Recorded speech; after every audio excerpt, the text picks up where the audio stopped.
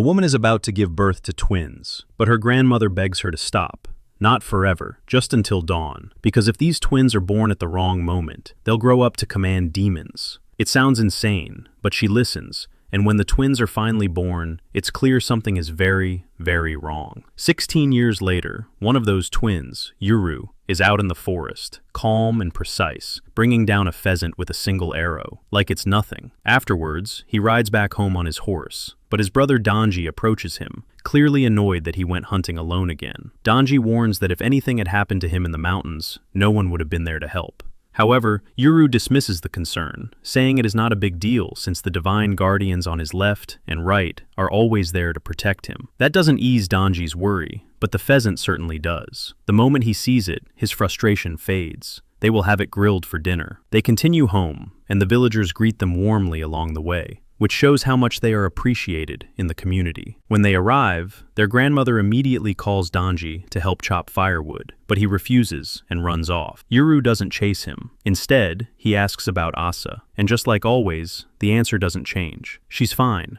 carrying out her duty. After that, Yuru heads inside, where he finds his sister Asa sitting in a cage. She welcomes him back, and from the other side of the cage, he tells her about his day and how he caught the pheasant, which impresses her. However, Yuru admits he had hoped to bring back something larger, like a boar or a deer, especially since there has not been much rain, and he is beginning to worry about the harvest. Because of this, he expects there will be less food, so he plans to spend more time hunting to keep their pantry stocked. Hearing this, Asa wonders if the adults might leave the village to find work outside, and when Yuru admits that is possible, she asks if he would go too. In response, he immediately refuses, explaining that he trained himself to hunt, so he would never have to leave. He believes that if he makes himself valuable enough, there will be no reason for him to go, and he assures her that nothing will make him leave, and that he will always stay by her side to protect her, which finally brings her relief. Just then, their mother walks in and tells Yuru that Dara is here. Dara is upstairs, trading with the villagers, using goods he brought from the outside world. And when they ask how things are out there, he explains that the economy is in bad shape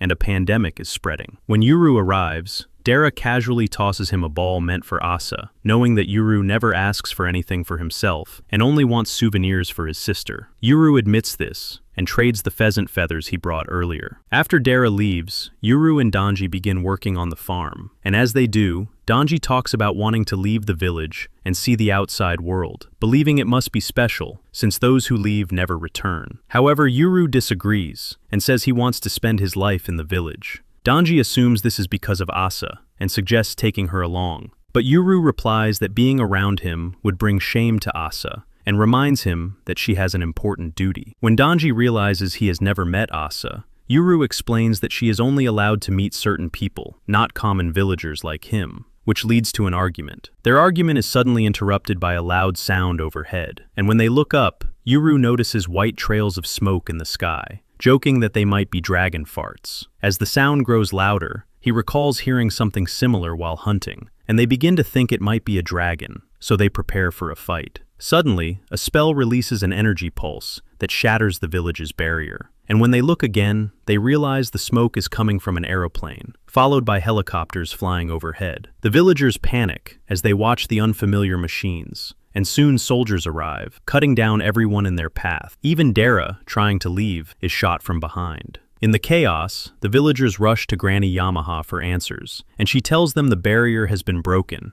and that Yuru is likely the target, urging them to find and hide him. Meanwhile, Yuru and Danji reach the village square and find it covered in bodies, and after a moment they run home, hoping their family is safe. On the way, soldiers spot Yuru, but he fires arrows, and together he and Danji knock them out before continuing, as Yuru wonders if the flying machines are dragons. They reach the guardian statues. Danji says his mother is likely still working at the keep, prompting Yuru to begin moving rocks aside and ask for help. After some effort, they uncover a hidden shortcut leading straight to the keep, leaving Danji stunned since he has lived in the village his whole life without knowing it existed. Meanwhile, elsewhere in the village, helicopters deploy a blonde girl named Gabby, who confidently takes on everyone alone. She unleashes her magic, cutting down villagers effortlessly, and once finished, she casually chews gum and tries contacting the ground squad, only to receive no response. This is because Dara survived and eliminated the entire squad on his own.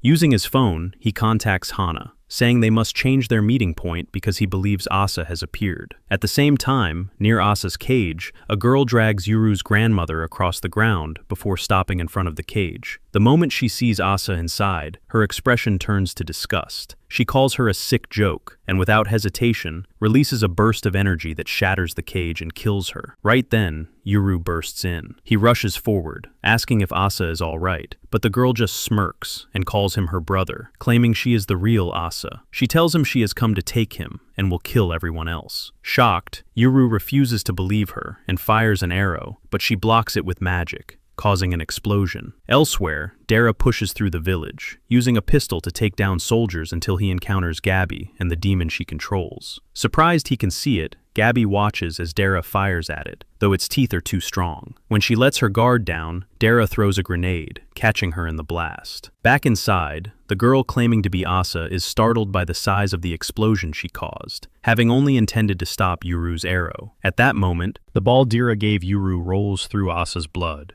and transforms into a demon that restrains the girl. Yuru's grandmother calls out to Dira, ordering him to take Yuru to the outside world and ensure they never find him. Dira obeys and carries Yuru away. As Donji checks on his injured mother, Yuru rushes past in Dira's arms, leaving him confused. Soon after, Dira and Yuru reach the end of the shortcut, and Dira tells him they are heading to the outside world, starting by going down the mountain. But Yuru is still completely lost and asks Dara to explain what is happening. However, Dara insists there is no time and urges him forward. Before they can escape, they are spotted, and bullets begin flying toward them, making Dara realize their window to escape has already closed. Acting quickly, he reaches into his pocket and pulls out a green necklace, telling Yuru to place it in the gap between the left and right guardian statues. Although confused, Yuru follows Dara's urgent command without questioning and runs to put the necklace in place. Even as he stands exposed within the sniper's range, the sniper holds fire due to orders to capture Yuru alive. The moment the necklace is set, Dara rushes over and slams Yuru's face onto it, drawing blood onto the necklace. With that done, the sniper no longer hesitates and prepares to take the shot.